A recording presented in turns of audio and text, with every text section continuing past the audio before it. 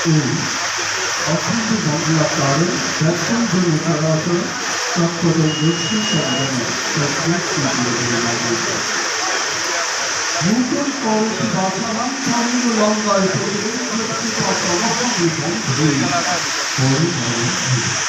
এই সরকার জনগণের দ্বারা নির্বাচিত এবং জনগণের দ্বারা গঠিত।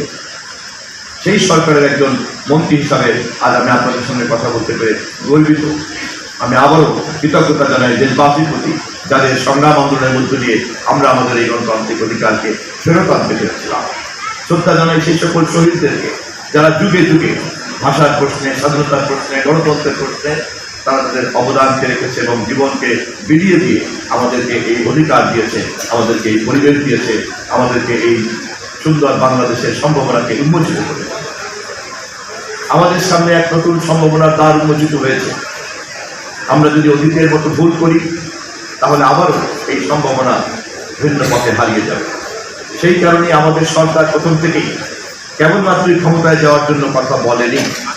আমাদের সরকার সেই কারণেই ক্ষমতায় গিয়ে আমরা কি করব সে কথা প্রথম থেকেই আমরা বলতে শুরু করেছি। আমরা বলেছি ক্ষমতার এই পরিবর্তনের মধ্য দিয়ে আমরা দেশে একটি নতুন বাংলাদেশের সম্ভাবনা তৈরি করব।